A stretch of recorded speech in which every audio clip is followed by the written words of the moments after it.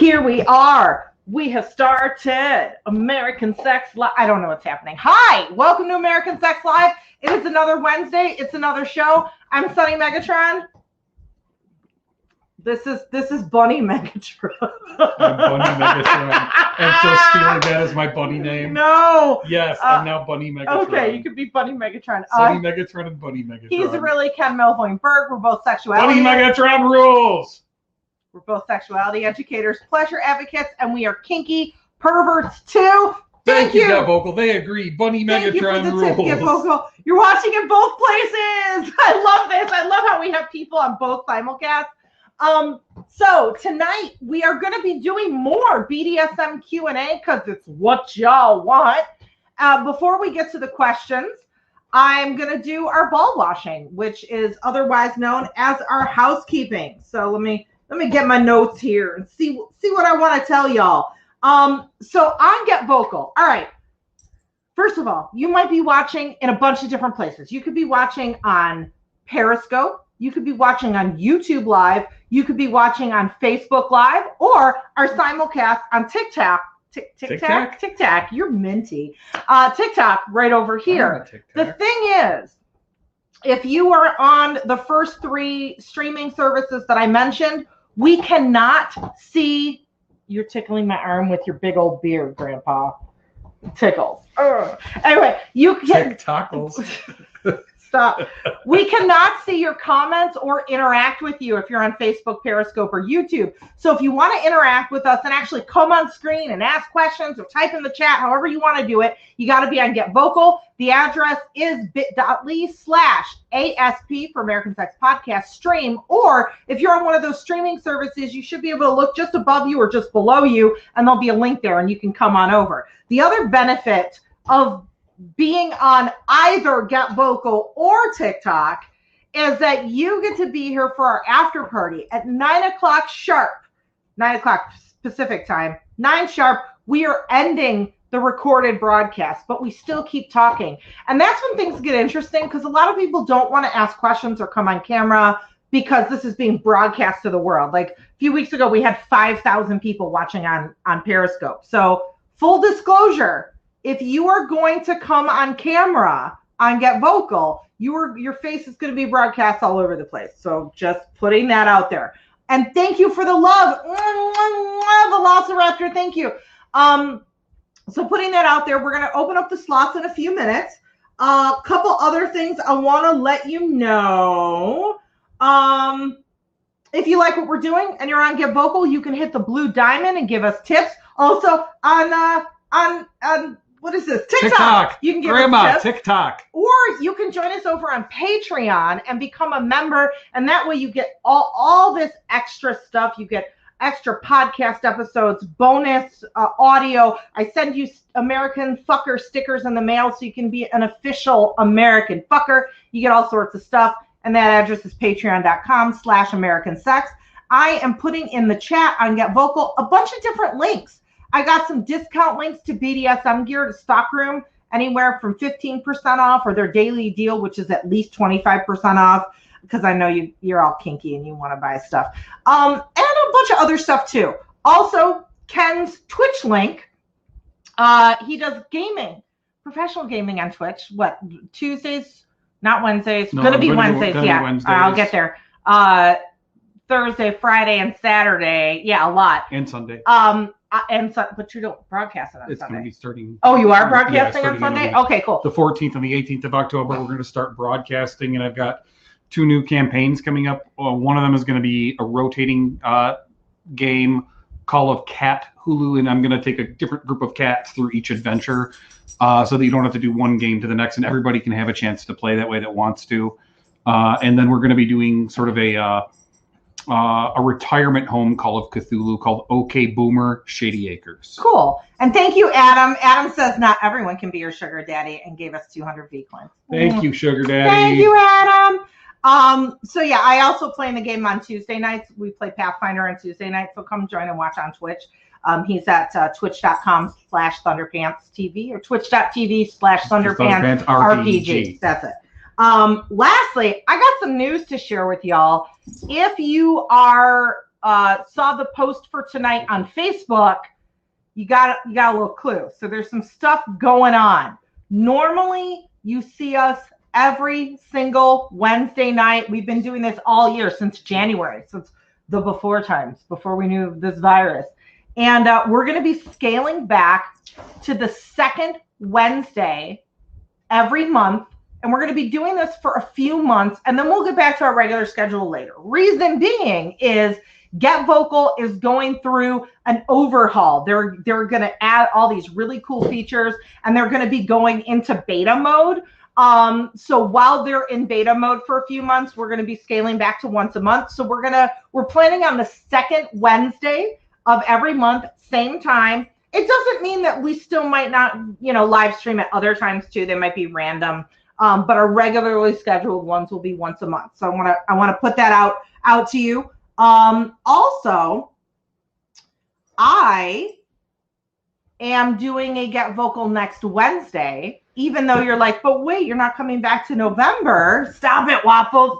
I'm going to be on #Opens Get Vocal channel doing an hour on how to make pervertibles. And I want it to be interactive.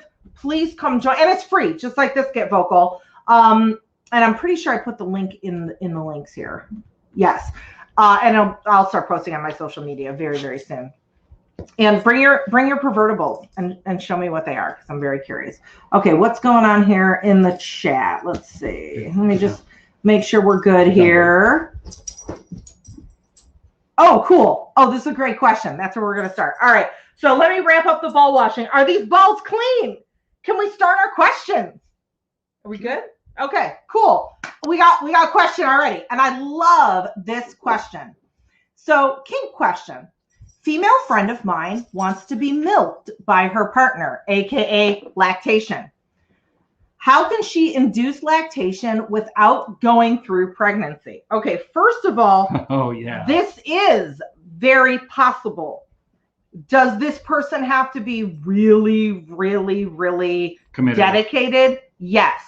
Will they be able to fully have their milk come in? No, but they will get to the stage of colostrum, which is like that pre-milk. It's kind of a watery milk, but it's enough to get what y'all want, right? I would have your friend look up, there are different like lactation schedules that you can find online, usually on pregnancy websites, where if you are trying to get your milk come in, and it's something like, you get a breast pump, and I don't remember the exact details, but it's something like, you have to do it 5 times a day for 6 weeks. Like it's a commitment. But theoretically, you will be able to at least produce colostrum at that point. Interesting tidbit, this can also often cause men to produce some fluid out of their breasts too. And you can opt to use a TENS unit. If you put the pad on each side, it can act sort of like breast pump. I'm like, breast milk machine. What's the word? My brain yesterday was like not firing right. It's still not doing the best job. So I hope that helps. I would suggest, I'm trying to think, I know there's gotta be some. What are you running for president? I know there's gotta be some kink related websites where if you look up like how to induce lactation, there's probably, I'm sure, I know I've run across them in the past. I just don't know offhand what they are. But it also partly depends on hormone levels. I'm just looking at the chat. For the love of all Americans, the Kink Talkers, please everyone vote. Yes, please. Oh, what does milking feel like, and how do I induce lactation if I don't have a breast pump? So you may want to try a TENS unit. It's not going to be quite as powerful as a breast pump. And I've never done this myself, induce lactation with the TENS unit. I have heard it is very much possible, but you have to stick to that really rigorous pumping schedule for a number of weeks, or TENS uniting schedule for a number of weeks, to get it to happen. Oh, good. Searching FetLife.com forums right now. So FetLife.com. Hey, Ruben and Sherry. FetLife.com is a fetish social networking site. Ken and I actually met on FetLife in 2008, and we are now married. So we're a FetLife wedding, which is awesome. Back in the day, you know, back 12 years ago, FetLife was a much different place. It's set up like a kinky Facebook, sort of. It's not a dating site. However, in recent years, it's become, I think since it's been more popularized and it's more mainstream, like when I joined FetLife, they give you a FetLife number in your profile. I was the 80,000th member, which is not a lot, and you were like 50,000 or something. Like you're under 50. You're 40 something. Yeah. So we were among the first users on FetLife. Now there are millions of people on FetLife. So there's like fake wannabe doms and people in your inbox trying to chat you up and a bunch of bullshit. I would not recommend using FetLife to meet people. I would recommend FetLife to try to get information. I would also recommend FetLife for finding social groups, classes, and events in your area. The most powerful part of FetLife right now is its events feature. So you can put in like you're in Chicago or whatever. Pull up all of the Chicago events near you. Right now, the majority of those events are online, which is actually kind of cool. So I recommend FetLife for those purposes, but not necessarily for meeting people. Another great place to get information is Kink Academy. If you go to the address bit.ly, that's bit.ly/Kink Academy, that's my referral link. But I don't refer to anything unless I wholeheartedly believe in it. Kink Academy has a video library of over 2,000 videos from about 250 of the world's top foremost kink educators. Ken and I teach electric play and humiliation on Kink Academy, and they very well could, and I don't guarantee it, but they very well could have lactation videos on Kink Academy. I don't know if you can search the library before you join. It's a $20 a month fee, but I say if you have that $20, it is well worth it. There's a wealth of information on Kink Academy. Okay, so I'm just checking in the chat. What would be the best kink meeting apps or sites? Actually, the people that I'm doing the pervertibles class for next week, #open, and it's literally, it's literally a hashtag and open. And I think maybe on some places they're actually spelled out #open. And it's a dating site that's geared towards, any kind of alt sex or relationship people, kinky people, queer people. It's a really great site. It's new. So if you're in a bigger city, you're going to find a bigger pool of people. But if you live out in the middle of the boonies, there may not be as many people. It just depends on where you live. But I would highly recommend looking into #open. And I would recommend using FetLife for tapping into your local community and then meeting people that way, like socially. That's usually going to be the best way to go. For one big reason, I would say, is there are a lot of fake people or predators or what have you in the kink community, and it's not like there's more in the kink. They're everywhere. If you're a vanilla dater, you got to watch out for jerks, right? If you are hooking up, playing, whatever the word you want to use, with people that you've met through other people, you can use those mutual friends or other people in your social group to get references to who you are potentially playing with, dating, or whatever. So I really would recommend going that route. Let me just check and see what other questions we got real quick here. Let me see if there's any here. Puppy. All right. Let me see here. Fantasy about being milked by a dominant female. Yeah, FetLife is kind of trash now, but great for finding local events. Yes. Oh, and we got a FetLife link here for lactation. Awesome. Groups like SMART, yeah, SMART. there's a lot of great groups out there. You just have to do a little searching, and FetLife is a good hub for finding them. Also, they're going to predominantly be in urban areas. It's very difficult to find them in even a small or medium-sized city. Usually lactation groups are very specific to larger cities. And here, FitMyth says Kink Academy is so worth it. So, and as a patron, so you're a patron of Kink Academy. Yeah, they have a Patreon account. And Princess Callie, who runs Kink Academy, is awesome. Great and very ethical. She really vets her educators. She's very well entrenched in the community. They are seriously only the best educators. And what I love about Callie is, you know, if let's say she filmed with someone a few years ago and did a series, and maybe it comes out later that that person did some shitty stuff, or, you know, they're standing in the community, she'll pull their videos down and reshoot them with another educator. Like that's her level of ethics, which I love. I absolutely love. Is it okay to have a threesome if it's your first time having sex? I mean, it may be, it may not be. That's very vague and situational. So like I would need, you know, more details, but it might be great for you. It might not. It's just there's just too many variables to answer a blanket question like that. We all know that stainless steel and food grade quality items are safest, but zinc plated or galvanized items such as chain, ball, padlocks, are they safe to be inserted in vaginas and mouths? Was at the hardware store and could only find zinc and galvanized chain. Do you want to, or do you want me to? I'll take this one. Okay. So it's all going to sort of depend on the person's metal allergies, to be honest, because when you get into zincs and nickels and in those sorts of metals, not so much with zinc, but definitely with nickel, when you have galvanized stuff, there can sometimes be an allergic response to it. And unfortunately, you got to kind of test and see, like, what happens when you get a metal reaction? Hives or?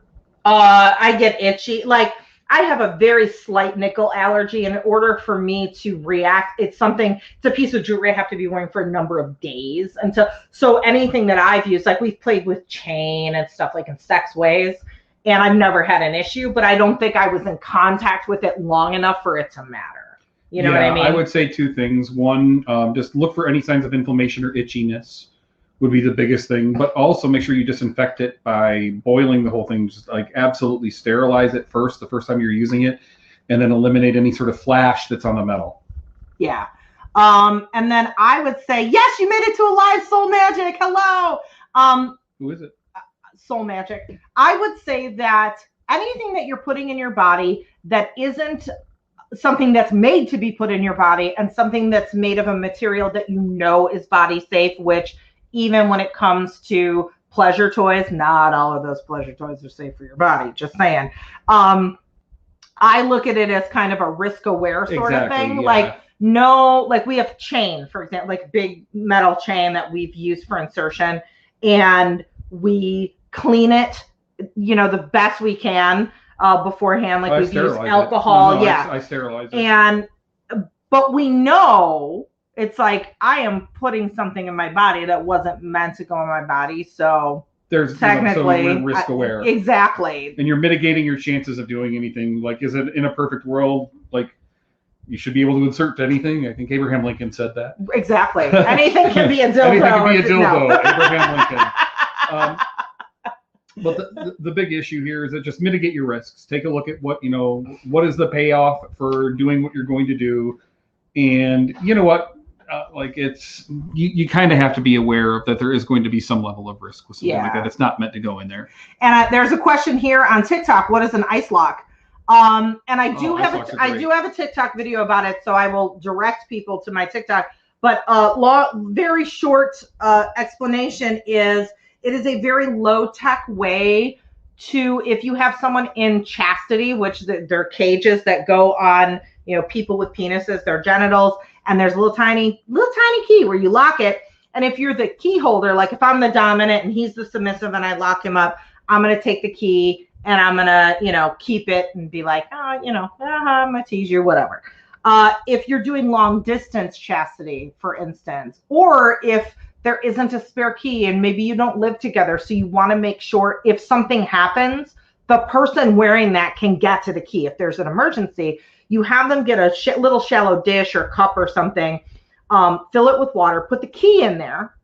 And then before they freeze ice, because what they could do is like, oh, you freeze it in a block of ice. If he wanted to, have a little fun and take it out, he could just unfreeze the ice and then refreeze it thinking I'd never find out. But if you take a drop of food coloring and you swirl in, like take a little toothpick and kind of swirl it in and make a design and take a picture of it and be like, I'm going to check in with him every day and be like, show me your ice block. I want to make sure it's that same swirl that I left you with and that you're not cheating. You didn't melt the ice and take off your thing. So that's an ice lock. Yes, some chastity devices have sounding attachments. Is that safe in chastity? I know like we have only used them shorter term. We actually had a question about this. Like how long did we determine? Because It was a variable thing. Again, it depends on materials and experience level with whatever the chastity device is. So if it's somebody that's done sounding before and it's a shorter length sound, like not anything that goes all the way like to the prostate, but like inch to 2 inches, somewhere around there, and something gold plated, you're probably going to be okay because it's hypoallergenic and it's made for stuff like that. But you still aren't going to want to have it too long because it's like, there's just a number of things that could potentially go wrong there. But like anything else, just mitigate the risks. And if your body starts screaming in a really awful direction, obviously that's something that you should eliminate right away. Yeah. But be risk aware when you do this sort of stuff, because obviously those devices are made to be inserted into a urethra, but they're not meant to be kept there for a long period of time. So it's something that's meant to be put there, just not in that exact way. So just be cautious of that. Yeah. Again, it's like one of those like harm reduction, risk aware, keep an eye on it. It should probably be okay, but no, something could always go sideways. There's infection risk and all that sort of stuff. Is there needle play on Kink Academy? I'm pretty sure. I'm almost positive. And I bet there's a chance, like a slight chance we could be completely wrong. But I could swear I've seen it on there. I bet if you go to the Kink Academy website, Patreon or whatever, and just send an email and just be like, hey, I'm interested in this. Is this on there? They'll get back to you and tell you. Like they're really good. And I'm sure that's not a problem. Yes, Vic, it is dangerous to insert something larger than a tampon into a urethra. Yes. All right. I'm going to actually open up the slots on the video. Oh yeah. Kink Academy needle play. We got a link right here. So it's on there. Perfect. Oh, you know what? I think you can search the library to some extent, but just when you go to click on the videos, it's like, nope, you got to be a paying member. I think maybe that's how. It's been a while since I've logged on. Yeah. And Vic, specifically sterile lubricant. Sterile lubricant, get some sort of a sounding kit, and that has a variety of sizes. I think that goes all the way up to something like 8 millimeters or more across, or more. Now that I think about it, like they keep going up and up and up, depending on if it's for dilation. Okay. Yeah. But yeah, you don't want to go something as large as a tampon, though. You want to do the smallest stuff first, and then work your way up. Really quick, I'm going to open up the slots on Get Vocal. I'm going to ask if you come on to ask a question. Don't come on just to hang out or do off-topic stuff. We'll do that in the after party. If you're going to come on to ask a question, make it a quick, short question so we can kind of bing, bang, boom. It doesn't work that way. No. Yeah. So, okay. What was one lesson on Kink Academy you were surprised how good the lesson was? God, it's been a while since I have had my subscription. I want to say it's probably been 1.5 years since I've logged in and actually watched videos on there. I like some of Mr. Simone's stuff. Yes, Mr. Simone is great. She does like CBT, and I can't remember. She does a bunch of stuff. Did she do chastity? She might have done chastity as well. I think she did chastity and maybe medical play. Mm-hmm. I know I did watch Callie's humiliation. I was just gonna say some humiliation stuff on there. By Mistress Callie herself. Yeah, there's a few people that do humiliation on Kink Academy, or at least there was last time I looked. I think since our humiliation thing has gone up. Yeah. But usually it's a cumulative library. It's not like, oh, I got a new humiliation, so I'm going to take the old one down. It just, they all add up. So there could very well be different instructors teaching the same thing, which is great because as we say in kink, it's like, don't just go with one source, you know, do your research and listen to the perspectives of different teachers. So I really appreciate that about Kink Academy as well. And they have everything from like beginner 101, what do the, you know, letters BDSM stand for, to things like needle play and edge play things. So it's very in-depth, and like I said, Callie, I think of the world of her, and she's really thorough when it comes to vetting educators and also vetting the content of those videos as well. Let me see what's going on here. All right. Just making sure we're caught up. How to get onto the after party. I couldn't find it last time. Just stay here. You're good. You're in. Get vocal. We'll just wait. Yeah, just wait. I will stop the broadcast, and that means the simulcast for everybody else will go away, but we'll remain on TikTok and you were probably in the after party and you just didn't know about it because it's not nearly that exciting. Because it's a good conversation. You're Australia, aren't you? You were in the after party because I remember you came on camera in the after. So you were there. You were there. Okay. So it's now, not super salacious or dirty or anything, though. Yeah. So I have got some questions here that I have set aside. Let's see, where should we go if nobody else has questions? I have one, like what happens when a scene goes wrong? Okay, hold on. As you know, people of color can get keloids. Yeah. There are things that I won't do for fear of scarring. You betcha. You betcha. Yep. You're seeing Double Sunny Megatrons. You're on both broadcasts. Yay. Anything geared towards that, towards keloids. God.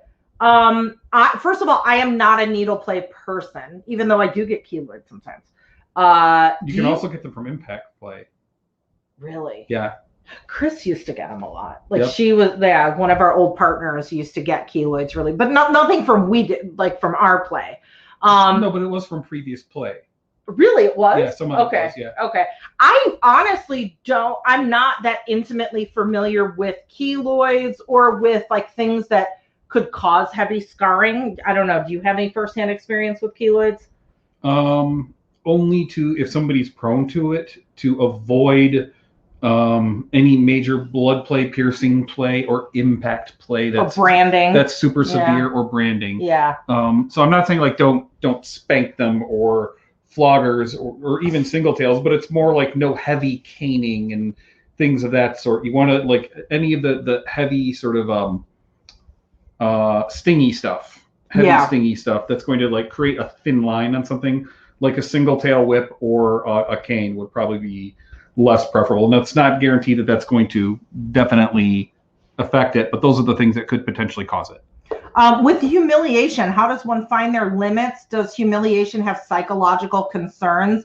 Yeah, we'll give you like the quick rundown on humiliation. I would absolutely recommend, if you're going to be really getting into humiliation play, take a class, which we were talking about maybe doing one. So keep your eye on my social media. Or like Kink Academy has series on humiliation. And humiliation is very misunderstood, because when we hear humiliation, we immediately go to the most horrible, psychologically damaging thing anybody could call me, right?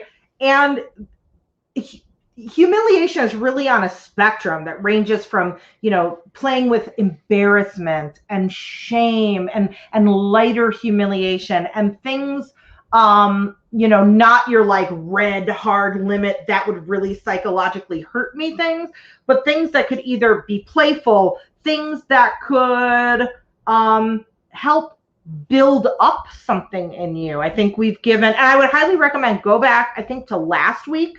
We talked a little bit more in-depthly about humiliation. And if you go to our Get Vocal archives, we did a whole hour on humiliation. This is a few months ago, but all of those archives are free on Get Vocal. It's bit.ly/ASP for American Sex Podcast stream. Go there to the archive tab, and I would highly suggest watching that. But there's a lot of nuance once you understand how to negotiate humiliation with your partner and the different types of humiliation on the humiliation spectrum that you can play with, it's a light bulb moment for a lot of people. So I would say start out watching the free things, go with free. And then if you want to learn more, if you can afford, a month at Kink Academy and binge some of the humiliation stuff there, I would suggest that. And I think it will be very illuminating and eye-opening to see how you can use humiliation for fun as opposed to like, that sucks, you're calling me all these names and I hate it. Can I make a suggestion along those lines? Yeah. One of the things that I would highly recommend if you're getting involved with any kind of humiliation play, and you don't have money to spend because like the economy shit right now, watch a couple of free podcasts or listen to a couple of free podcasts about it, and do it with the person that you're going to play with if at all possible, because you don't want to do this as pickup play. You want to do this with an established partner. So that means kind of like maybe listening to those podcasts together and talking about, well, I would like to do this, or I would like to have this done to me, and just have a conversation about it. And even that is a great first step. Mm-hmm. And here's a question that actually falls along the lines of some of the questions we had on our list too. I like being called names, but not during an argument. Can you touch on the difference? Yes. And this falls in line with a couple of the questions we had here. What is the difference between BDSM and abuse? And that's really the difference. And, if you just go into Google and you type like BDSM, the difference between BDSM and abuse, you'll get a lot of great like little charts and little like, graphs and graphics that list like this is abuse and this is BDSM. And I think once you see those, it'll ring true. So, here BDSM, first of all, it's always consensual. BDSM follows rules that you have established with your partner ahead of time. It's always negotiated for the safety of both partners. And when I say safety, I mean physical and psychological safety. You're doing it for mutual pleasure. You have safe words. There's a way to stop it if it goes too far. Not necessarily with safe words, but some way to stop it. Exactly. Sometimes that's just saying stop. Exactly. It's about, pleasure and being connected with your partner and growth and that sort of thing. Even if on the surface it seems like you're calling me bad names, how can that be good? But it can be good, therapeutic and feel good and have a good outcome. And with BDSM, that you'll see the difference with abuse. If we're doing BDSM right, we shouldn't be involving alcohol or drugs, because specifically inebriation is what we're talking about. Exactly. Not a single glass, even a couple of glasses, or like the smoke of a joint or anything like that. Just no inebriation. And so when you're looking at abuse, like for instance, being called names during an argument, you can see how it doesn't fall into that. That's not consensual. You didn't ask to be called that name in this very tense, troubling context. There are no rules. You did not negotiate it. Like, it's all out of the blue. Oftentimes, when something, and I'm not saying any argument with somebody is like, you're abusing me. I mean, it could just be an argument, but it's outside of the safe container of BDSM. So, when you are arguing with someone or you're calling somebody a name because it's like, I'm arguing with you, I think you're a bitch and I want you to feel bad right now, so I'm going to call you a name. That's used to like terrorize you or frighten you or control you or to like get back at you. And oftentimes it's something that you can't say for it. You can't stop. You can't say, whoa, red, time out. That's not going to happen during an argument. And so that element of consent and control isn't there. So that's why it can be the same thing. It can be like, you fucking bitch, in a play scene can be like, oh, my nipples got hard. And in an arguing situation, you're just like, throwing a toaster at somebody's head. You know what I mean? So I hope that helps. May I add one thing to that? Yes. And I don't advocate throwing toasters at people's heads when they're arguing. It was a joke. Okay. If you are ever asking yourself the question, am I being abused? Stop and evaluate whatever's going on, because you might be being abused. Mm-hmm. If you're asking the question, it's worth looking at. Oh, we have pristine vibes. Thank you. Thank you. Let me see. Good night, William. Let me just catch up here on some of the best advice I know. The best advice is to know your body, and this is back on keloids, or try at a place that is easily hidden to find out how your body reacts. That's actually a great idea. That's a great idea. Like we say, do that when you're doing hair dye, or like, any kind of skin cream, like test it on a place to see if you break out, sort of thing. So that could be a thing. What advice can you give a new couple to the BDSM lifestyle? Oh, there is so much. There's so much. There's a lot. I would say, like, I have a lot of what? Bunny Walrus. Is that why is it that you are wearing yours tonight? To hide the toaster marks on your head. Maybe I threw a toaster at Ken. No, I'm kidding. She beats me with toasters. She beats me with toasters. Without knowing specifically where you are at in your couple's journey. Stop it. I would say, oh, you're tickling my back. I hate that. Okay, thank you. You were like, tickle with your little witch fingers. Like, ah. Anyway, communication, like going slow. I'll give you some little witch fingers. Communicating with each other, especially when you're new in a BDSM relationship, you require a style of communication and openness and vulnerability with your partner that maybe you've never had before. So that's hard to do, especially alone, like without a therapist helping you do it. Maybe I said it's not her, but the ghost of her dead character. Oh yeah, I died in Pathfinder the other day. I'm alive again though. I was resurrected.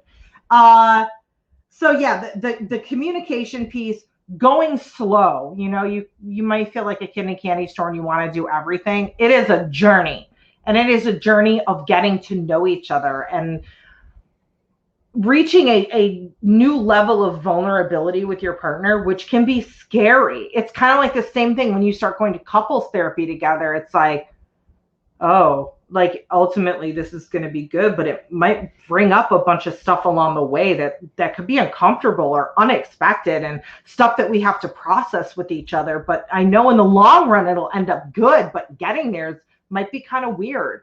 So that kind of thing might happen on your BDSM journey with a partner you've been with for a while. And lastly, education. Don't listen to one person. Like I think it was TikTok that asked the question. So TikTok's great for introducing you to things and piquing your curiosity. But just learn from different educators, different books, different points of view. Take what works for you and discard the rest. Of course, always keeping, consent and those things at center stage. Never discard TikTok that. Is awesome, like Wikipedia that's entertaining. Yeah. Think of it like It's like a great place to be entertained, and it's a great place to start, but it's not the place that's the be all and end all. Like it can lead you to, because like one of the nicest things that I'm finding that I like about TikTok is finding out about what creators have as their main gig. So looking at their link tree and seeing all that, like, are they a sex worker? Do they have OnlyFans?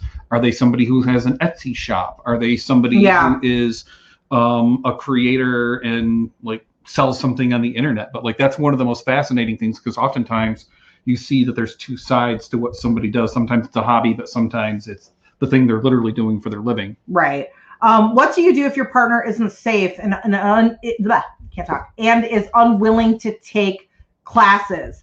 That person, maybe in their heart of hearts, could be a well-meaning person, or they could be like a red flag bastard. I don't know what their motivation is, but either way, that is still a red flag. If they aren't willing to take classes, I would refuse. I'm more concerned with isn't safe. Yeah, and I'm assuming when you say isn't safe, like is sloppy in their play, isn't taking the right precautions. What do you mean by isn't safe? I would rather have them define what that means. And let's see. Let me see. Until you respond back, I'm just gonna go with like, okay, exactly. Okay, so isn't playing safe, not like they're not safe and I'm afraid for my life. Gotcha. Like 24 hours a day, but like during kink they're sloppy. Sorry, Grandpa here. No, I know. During kink they're sloppy. They haven't learned, and choking incorrectly. Not the face. I'm going to talk to you about this. I'm about to make a TikTok about it too, because I'm so sick of the choking incorrectly thing. That's where you stand up and you're like, no, don't do that to me. Let's take some classes together. And it doesn't necessarily have to be confrontational, like, unhand me, you asshole. It can be a more tender conversation. Like, look, I love playing with you. I love you, or, whatever your relationship is. But you seen at the Run Fair? Yes. My lord, I love you, but unhand me, knave. Safe. But say, back, knave, back. I want to have good experiences with you. And rectus expelliarmus. And, this is hurting me. You want to consensually hurt your submissive, but you never want to harm them. And if they are doing something that is causing you true harm, that's an issue. So I'm going to talk about, thank you so much. Your stuff is fantastic too. So I'm going to talk about choking real quick. And I'm about to make a TikTok about this. I might actually make it tonight when I get done because I got makeup on. So I will tell you briefly about ways to choke, but I'm not going to instruct you on how to do it. But it's important for you to know the different chokes, to know what not to do, or the myths you should not believe from other people telling you things are safe. You're doing that now? Yeah, really quickly. Just really quickly. Okay. I'm not going to tell people how to choke. I'm good. I'm an adult. I'm good. Okay. You're like, oh. So, I just wanted to know if right now on TikTok, you hear people saying there's an air choke and a blood choke, right? Never do an air choke because it's dangerous, but blood chokes are okay. Not true. Okay. This is why they're saying that. Are blood chokes safer than air chokes? Yeah. Are they safe? No. Like, when you are cutting off someone's air, yes, you can crush their trachea, you can break their hyoid. Like, there's the TikTok thing going around. Someone learned to choke on TikTok and they went into the ER and had a crushed trachea and had to get a tracheotomy for the rest of their life. I don't know if that's an urban legend or true. It probably is true, but that can happen easily.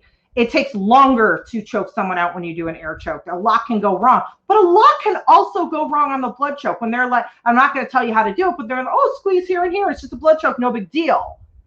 Okay. So you are cutting off, your blood flow, right? Stuff's not going to your brain. This can cause, whether it's right then or later, strokes, aneurysms, like shit can go wrong. It is safer, but it's definitely not safe. And the things that can happen are life-threatening. TIAs. Yes. And the other thing, and even stuff like memory loss, like all sorts, there's a whole list of stuff that can happen to you. Just because most people do these chokes and turn out fine doesn't mean you're not going to be the unlucky one. We had someone on our chat the other day talking about a murder case where that's what happened.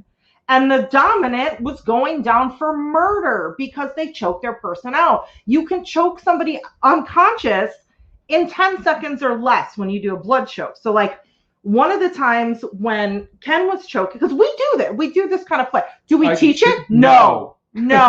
He's also a former medic, EMT. He knows CPR. Like, there's a lot behind that. But we had an incident where it was like, oh, just going to do a little tap me, do the 2 taps. And I was out cold before I could even think of tapping. Like 1 minute I was fine. The next minute I was waking up. I don't even remember getting drowsy. I don't remember, eyes roll back in my head. It was fine. It just ended up being like some people do that on purpose. They choke out to passing out. I personally don't think that's safe.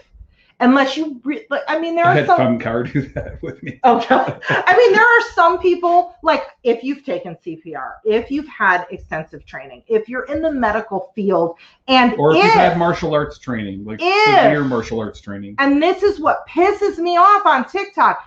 If everybody involved is fully informed of the risk, like when we say consent, that's informed consent. Do these people that you're choking out know they can have a fucking aneurysm? Maybe right now, maybe 3 weeks from now. Do they know that they can have a stroke? Do they know that all these things can happen? No, because we're portraying it as like, this is safe. So my alternate is, and we're just talking about this, we actually interviewed for the podcast, Silly Switch Anna Algos is going to be talking about switching on next week's American Sex Podcast, which is a great conversation. But one of the things that I suggest, and we do this a lot in our play, is do the holding your breath. You get the same it's still sort of oxygen effect, deprivation. right? You get the same sort of effect. And let's say, okay, we're doing it together, right? Like, okay, dominant, grab your submissive by the jaw. I'm not choking, but it's that power, that like sexiness. You know, so many, I know you like choking because it's hot.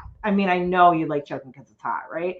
So it's like, this kind of gives you the same feeling of like that hand on the throat where you're like, oh yeah, but you're not doing. And then you get in their face and you're like, look, bitch, hold your breath for me. Count to 10, 10, 9, 8, hold it. Like that can be super hot and you're not choking them. Like, and they can breathe. If they're like, can't hold it for 10 seconds, they can gasp, 4 seconds in. And don't fucking punish them for that. Because none of those breathing better not be anti-maskers. Right. Breathing is important for life. So it's like you can duplicate. There's a lot of edge play things. We say like, don't do edge play. It's dangerous if you don't know what you're doing. And There's a lot of ways you can play act and role play some very dangerous things that aren't dangerous at all. Like knife play. Okay. A lot of people think knife play means piercing, cutting. No, that knife play is just like, ooh, I have a knife and I'm teasing with it. Maybe I'm running it against your skin. I'm not cutting you because then that's blood play. Right. But like when we had at the dungeon years ago, I forget his name, but he did a knife play class and he had this certain knife. Happy Venom. Was it Happy Venom? Okay. And it was like, this knife is completely dull. I've taken it and I've dulled it. We had 2 knife classes. Were we talking about the one for disarming or from? Not disarming, but it was actual like BDSM knife play. It was something. Yeah, it wasn't Happy Venom. Oh, okay. But it was like, look at this knife, and he was a handy guy, and he was able to dull the knife down. Where he's like, look, it's not cutting me. It's a play knife. Like it's not doing anything. He was a martial arts instructor, medic in special forces. Yeah. So it's like you can play with these dangerous themes, but think outside of the box to do it in a much safer way. So I highly recommend that if those kind of edgy things are hot to you, think of ways you can do them in more of a play acting sort of way. And I'm going to just look at the how do you choke properly? I'm not going to teach that. I don't know if there's anything on Kink Academy about it, Vic, but I'm not going to teach that. That's because beyond it's the scope dangerous. Of anything we're doing today. It's dangerous, and I won't teach it.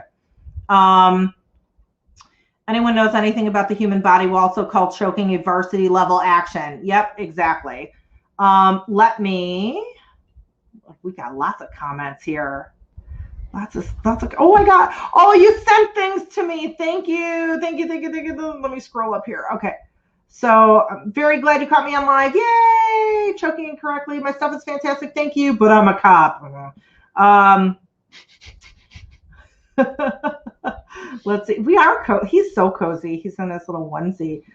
Blood chokes trigger migraines for me. Yeah. And it's like, if it's something that's triggering a migraine, what the hell is it doing inside of you? Like there's nerves, arteries, veins. There's all sorts of anatomy to learn before you even think about looking at that stuff. The anatomy is the most important part in knowing specifically what blood pressure changes are going to do, what putting pressure on certain nerves is going to do.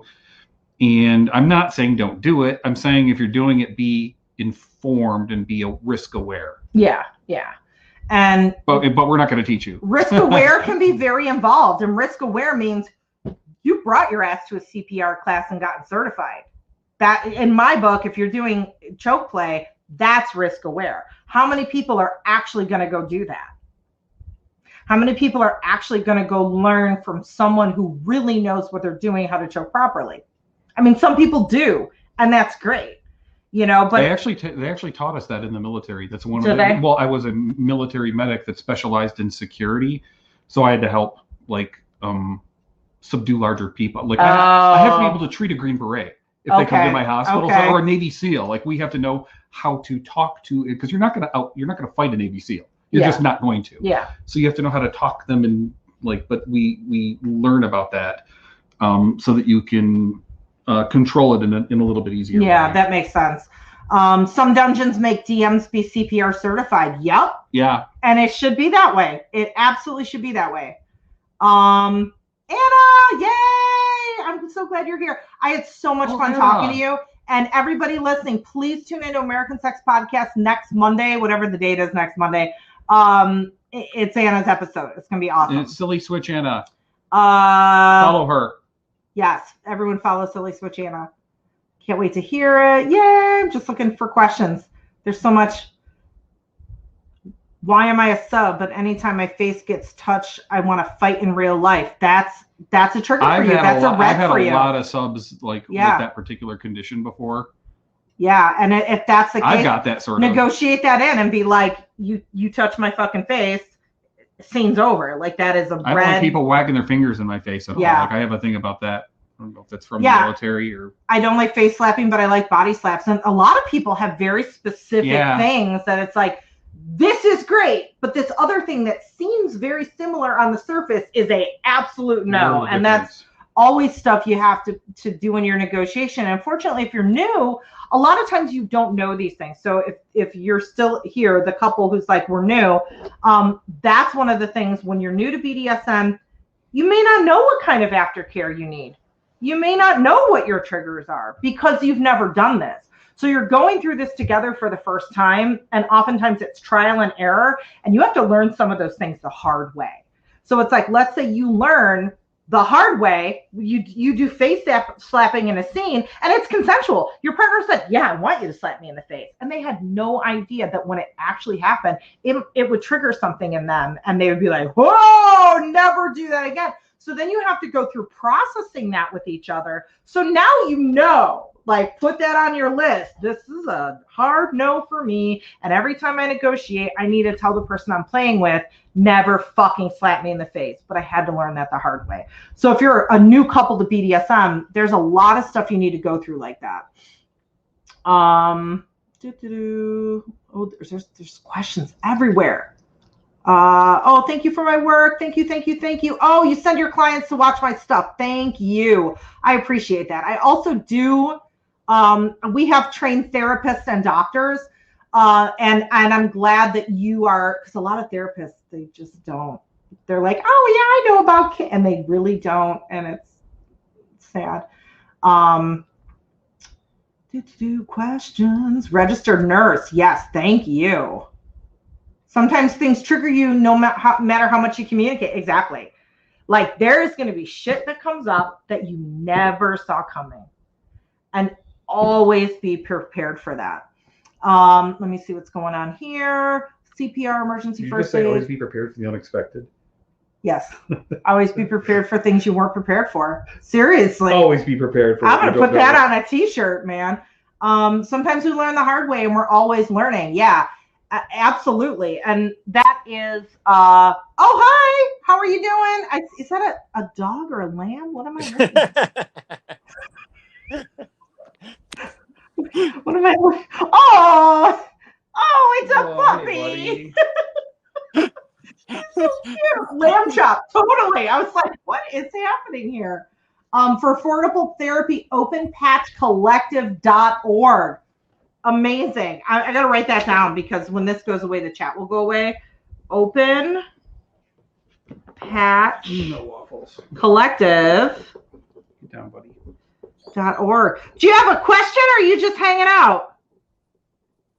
I was just waiting for you to finish stating your link. I just want to jump in with a couple of things that here down under pretty much chokeholds and such forth have been pretty much outlawed in law enforcement when too risky. So back pre-90s, you used to be able to use a chokehold to subdue and submit someone, but due to the fact of having so many people no longer with us, they've just gone, right, no, all law enforcement no longer allowed to use chokeholds at all, whether it be police or security or that sort of thing. there have also still been deaths in custody of Aboriginal people in Australia due to doing a knee chokehold. But yeah, just pretty much, unless you, like Sonny was saying, unless you absolutely know what you're doing and you have done training in it, probably don't do it. But with the whole blood pressure thing, you can sometimes say, for instance, if you have Viagra and something else, that can actually cause you to pass out. Oh yeah. Any kind of med that, you know, especially Viagra though, or things that like mess with your blood pressure in either direction are really terrible for that. And that's something that we don't think about a lot, that whatever medications that we're on or that we're taking can absolutely affect the way we react to things, not just choke play, but even like we did, we were doing a mummy wrap with like the saran wrap stuff. Blaze wrap. Yeah, blaze wrap. And, you know, it was very low key. It was like, oh, we're just wrapping you up. And man, all of a sudden out of nowhere, she's like, I am going to pass the fuck out. And it triggered a low blood pressure incident. And it was like, you know, on a scale of like, how intense is the scene you're doing? This was like a level 1. It was nothing, but it triggered her low blood pressure. And it's like, so you don't know, you know, it could be an existing medical condition. It could be medication that affects what you're doing. It wasn't her low blood pressure. It was forced the pressure that was in the legs up. Right. Okay. And made her passy out. Yeah. I was at a party at one time, and this guy, he had a Viagra and had popper, and he passed out next to me. Fortunately, I grabbed him before he hit the ground. But he hadn't even got into the players yet. He just, you know, was consuming. Just what I saw Vic asking a few times about this, and she was actually referring to insertions. If you're wanting to do anything, you need to be aroused. And if we're going to educate anyone on anything, guys of all ages, if you want to go anywhere near a woman's hoo-ha, if you don't want to go down on her hoo-ha for at least an hour, you're not going to play with her, because you need to be able to commit to going down on someone for at least an hour, because if you're not committed to doing that, then you're not going to be lubricating that beautiful, beautiful tunnel, and you ain't going to be helping the situation. Yeah, warm up is important. The play I've done is I've used very large toys or even my very large hands on many different people's sized holes, and they've been totally shocked in terms of what has been able to get into them due to the fact of they are never done it before or so tiny. But that's because I've had literally decades of experience. But going back to what you were saying about new players, newcomers to the scene, the more you love someone and the more in depth and the more pleasure and the more arousal and the more foreplay and that sort of thing you go into, the easier something is for you to try out. Absolutely. Yeah. Thank you for that. And you know, what was it in the class with Paul Ruloff on disgust? We took this great class. That was amazing. About the power of disgust and how it turns us on and why it turns us on. And, you know, there has been scientific studies that prove it's like the more turned on you are, the more open you are to whether it's pain, whether it's like, you know, things that I call like strange boner town things, like, oh, that was a really weird thing to get me turned on.